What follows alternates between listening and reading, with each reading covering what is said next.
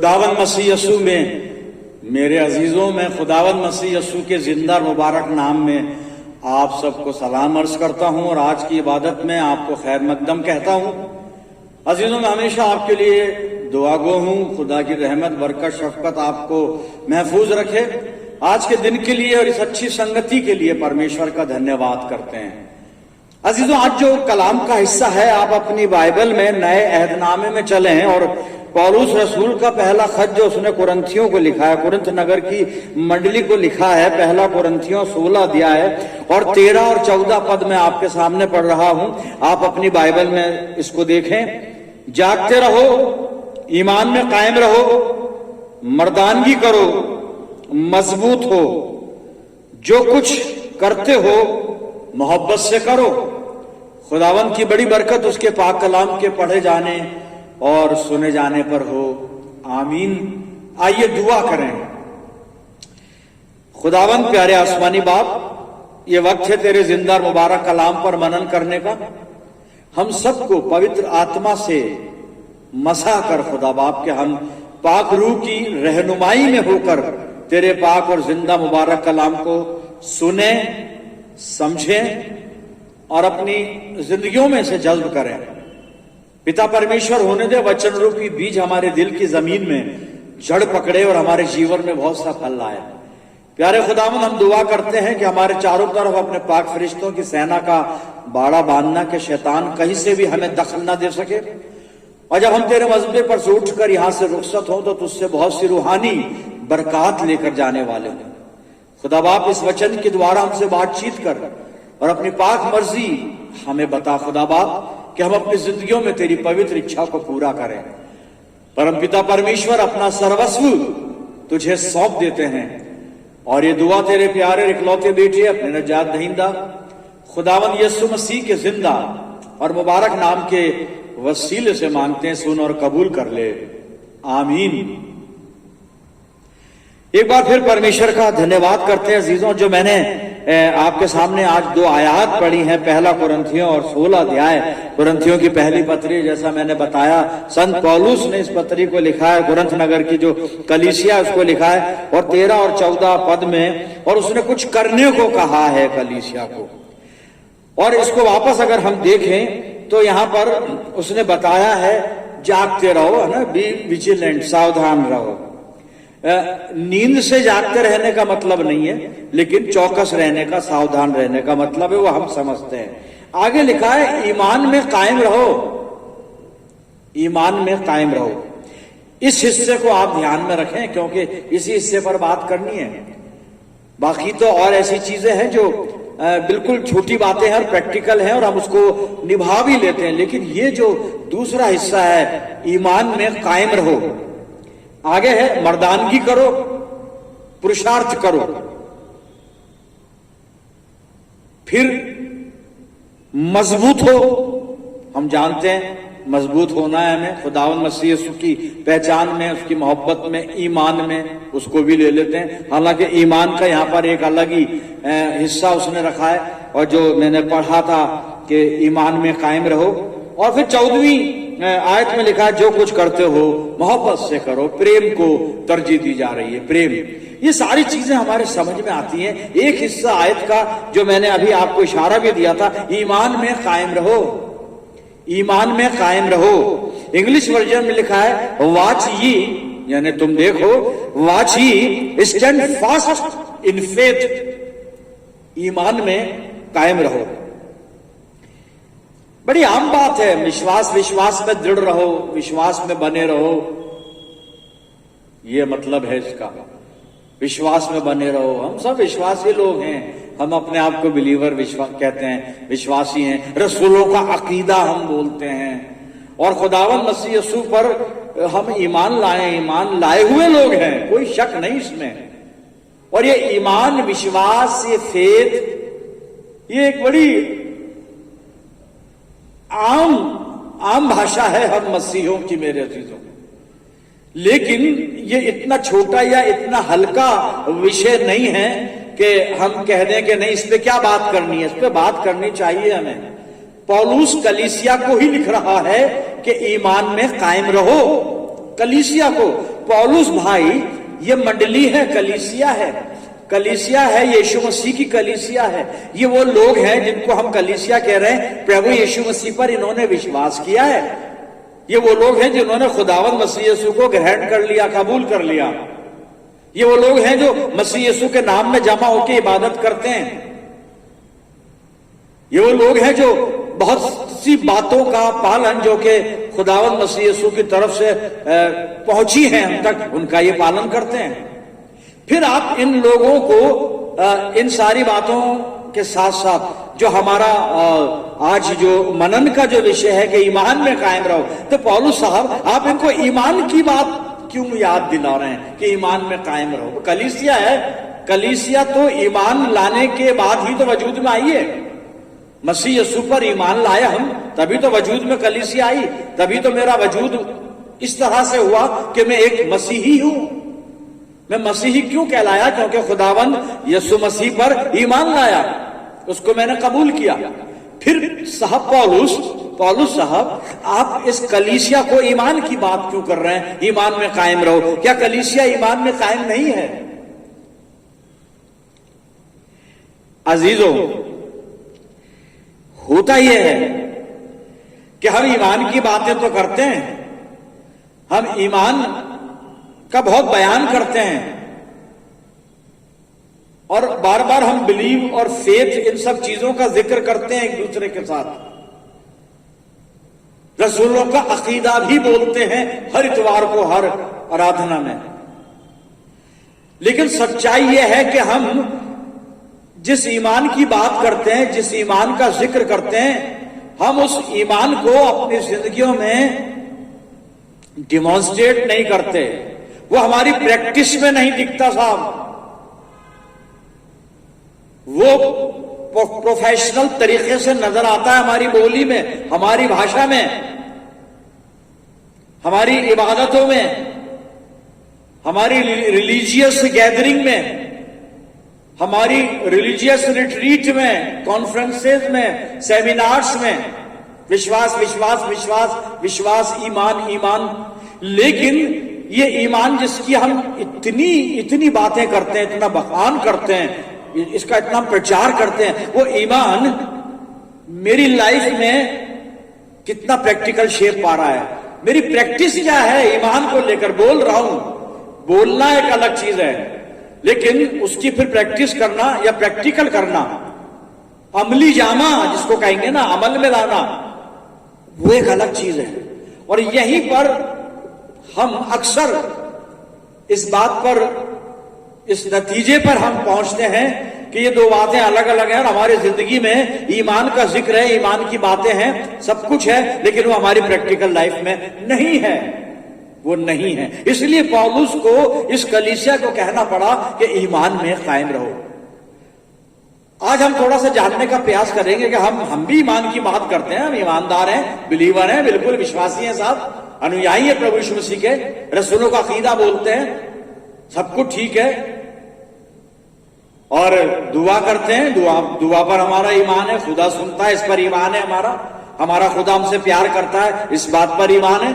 प्रभु यीशु मसीह मेरा नजात दहिंदा है, बिल्कुल मैं विश्वास करता हूं। लेकिन जो विश्वास मेरे जिक्र में है, जो विश्वास मेरे बयान में है, वो विश्वास क्या मेरी प्रैक्टिकल लाइफ में है? क्या जो मैं बातें कर रहा हूं ईमान की, विश्वास की, वो मेरी प्रैक्टिकल लाइफ में कहां पर है? वो क्या मेरी प्रैक्टिस में है मेरा ईमान?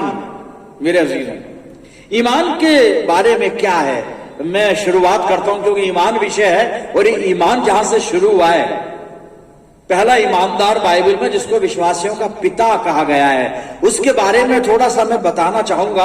और मैंने उत्पत्ति की पुस्तक को खोल लिया है और 15 अध्याय निकाल लिया है और 1 से 6 पद यहां पे जो जिक्र है, आप खोल के तैयार रहें, फिर मैं बताऊंगा क्या पढ़ना है। अब्राहम से खुदा बात कर रहा है और मैं संक्षिप्त में बता देता हूं ये जो कंटेंट्स यहां पर उत्पत्ति 15 और 1 से 6 में है।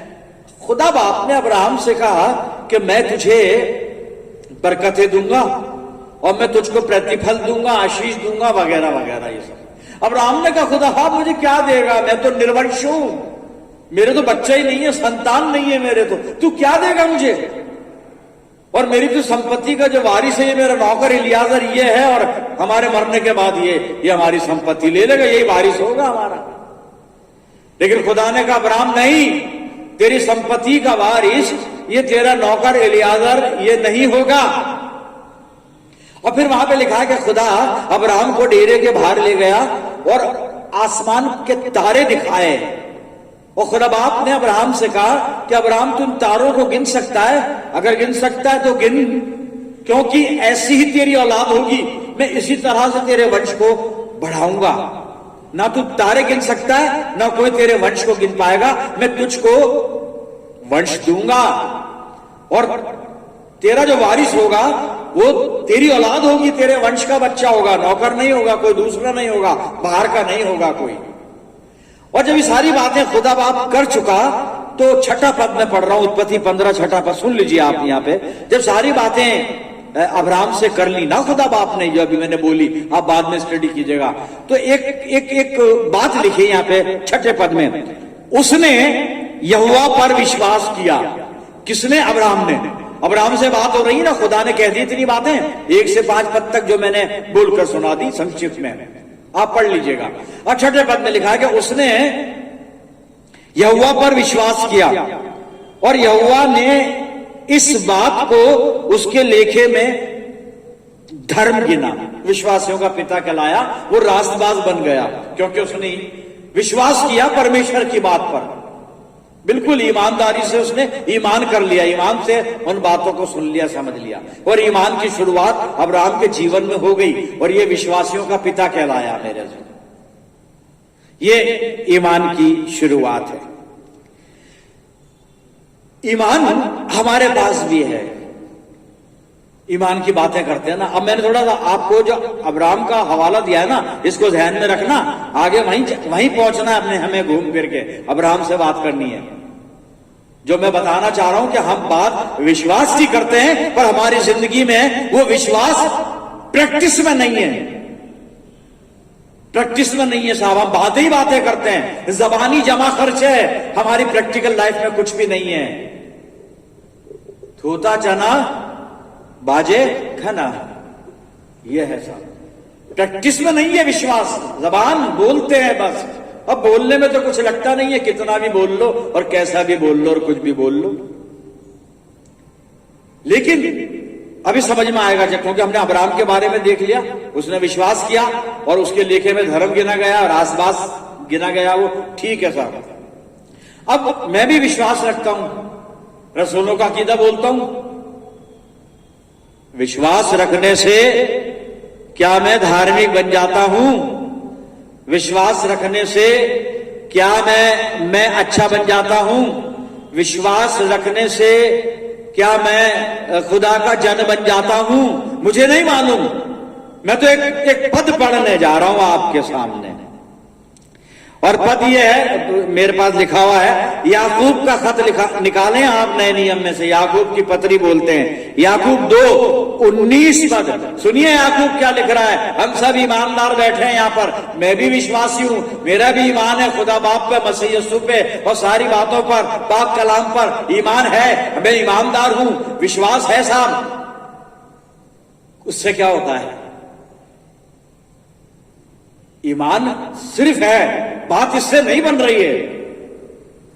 अब सुनिए जो आयत मैं आपको बताना चाह रहा हूं, याकूब की पत्री 2:19 पद में लिखा है, तुझे विश्वास है कि एक ही परमेश्वर है, तू अच्छा करता है। याकूब कह रहा, सुनिए, बड़ी सेंसिटिव आयत है साहब ये, सुनिएगा इसको। याकूब 2:19, तुझे विश्वास है कि एक ही परमेश्वर है, तू अच्छा करता है। दुष्ट आत्मा भी विश्वास रखते और थरथराते हैं। और दुष्ट आत्मा भी रखती है विश्वास, दुष्ट आत्मा भी खुदा पर ईमान रखती है, उसको मालूम है कि है परमेश्वर, और वो विश्वास ही नहीं, यहां पे लिखा थरथराती, कांपते परमेश्वर से। क्यों कांपता है शैतान परमेश्वर से? उसे मालूम है कि ये जो गॉड है मोस्ट हाई है, ये मैं इसके सामने कुछ नहीं हूं, इसलिए तो थरथराता है, कांपता है। कांपता क्यों है? उसको विश्वास है खुदा है, तो हमारा वही विश्वास है, फिर हम में है और उसमें जिसके बारे में यह लिखा है ना, दुष्ट आत्मा। फर्क क्या है?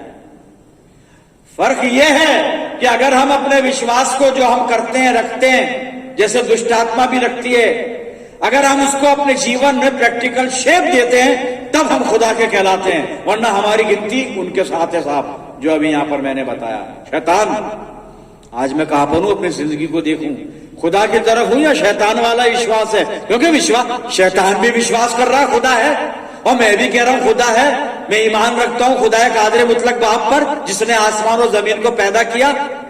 अजी हाँ जी, तो शैतान भी तो कह रहा है यही बात, वो भी ईमान रखता है और उसे भी मालूम है कि जमीन आसमान को किसने पैदा किया।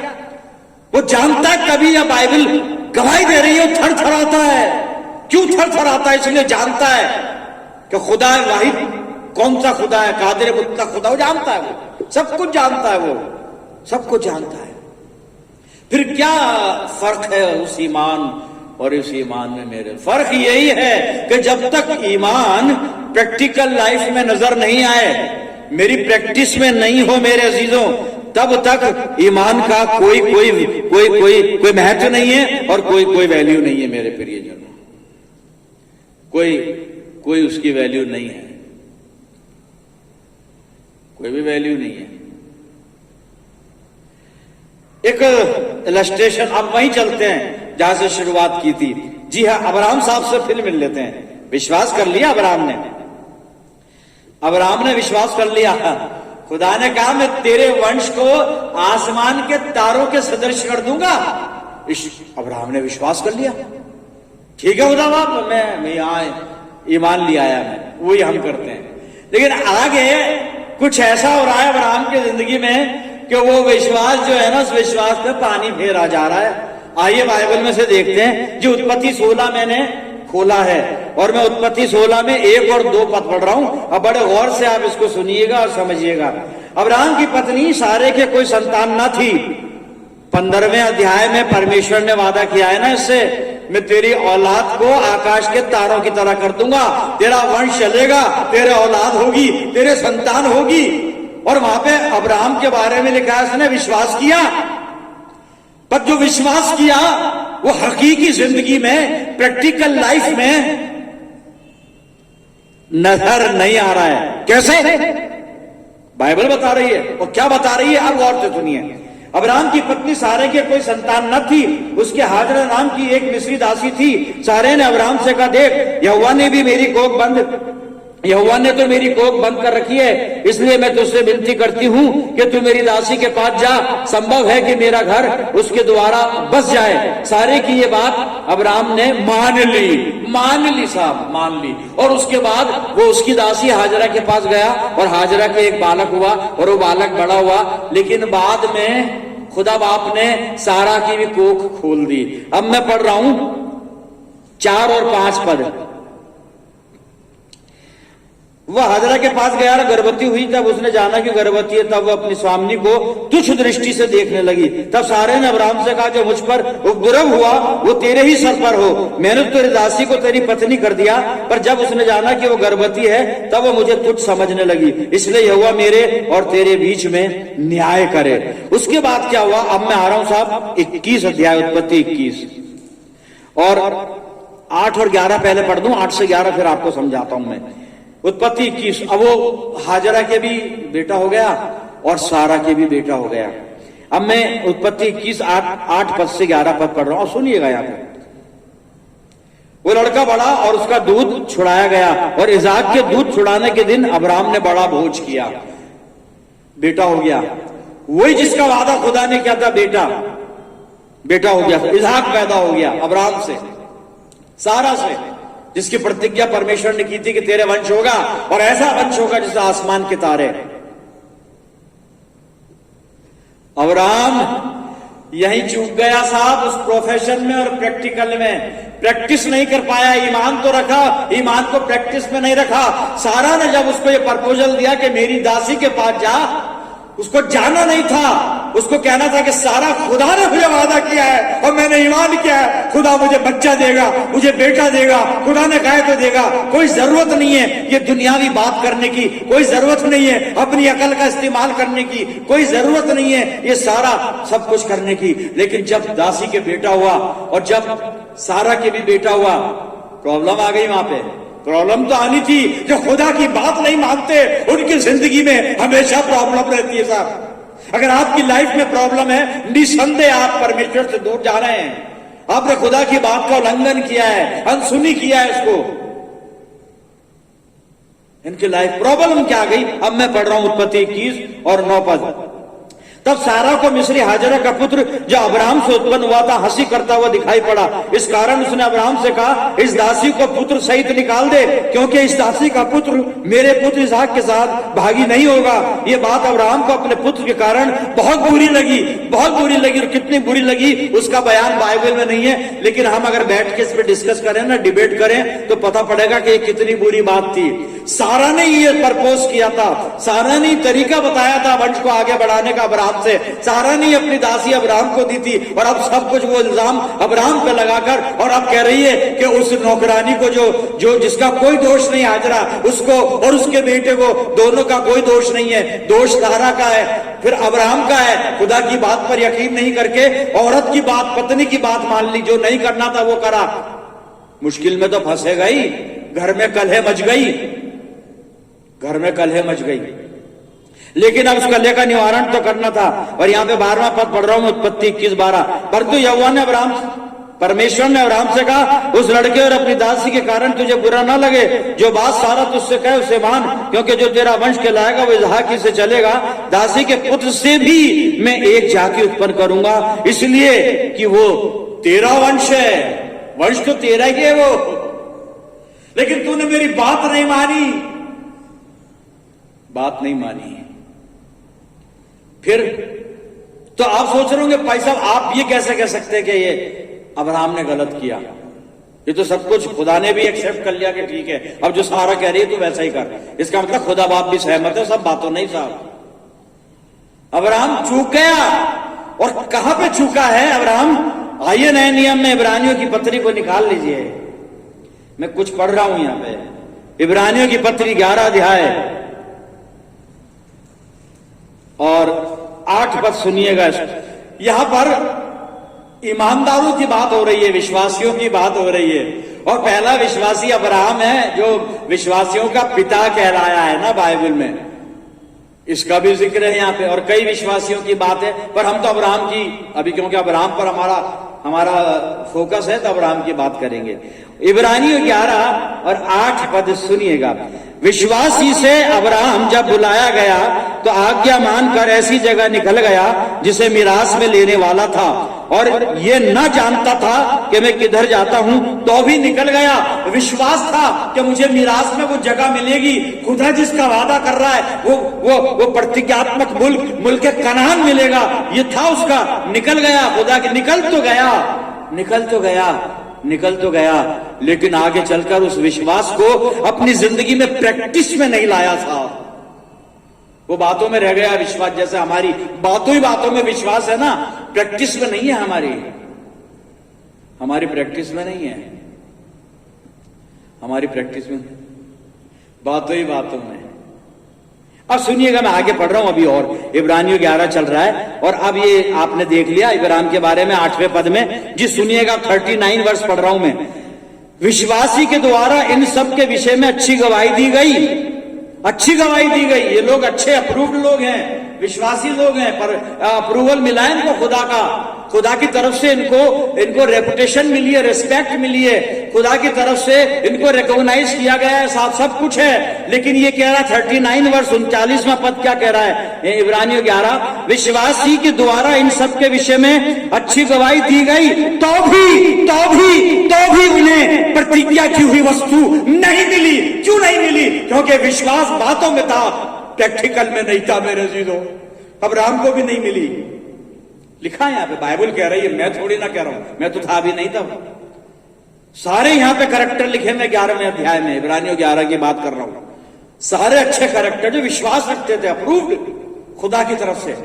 लेकिन ये 39 वर्ष उनके ऊपर फतवा दे रही है कि विश्वास के द्वारा सब कुछ अच्छे गिने गए, तो भी लगा दिया, तो भी इनको प्रतिज्ञा की हुई वस्तु नहीं मिली, ना मुल्क कनान इनको मिला,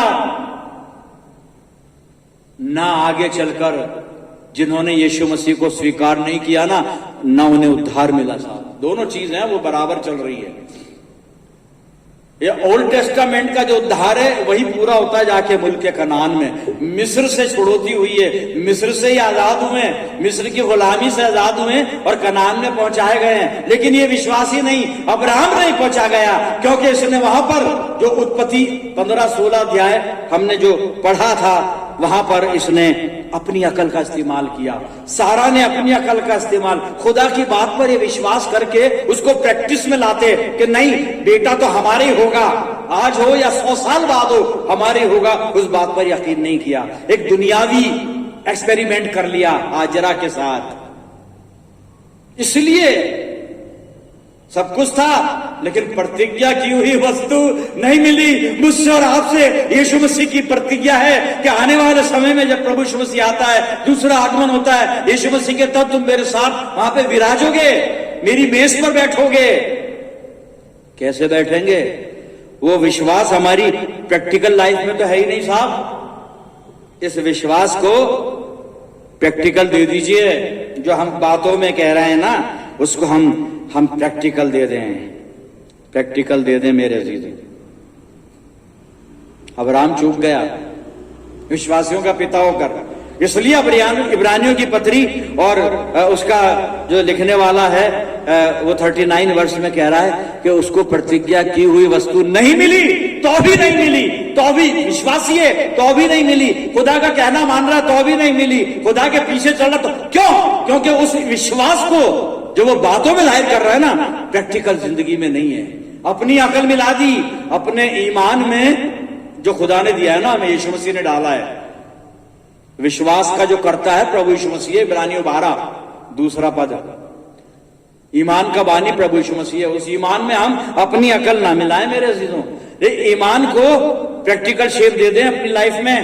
याकूब 2 अध्याय और 17 पद में कहता है बिना कर्म के विश्वास जो है ना मुर्दा है, वो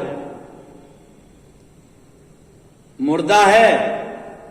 बिना अमाल के ईमान मुर्दा है साहब, मरे हुए स्वभाव में है मुर्दा। मेरा ईमान जिंदा है या मुर्दा है?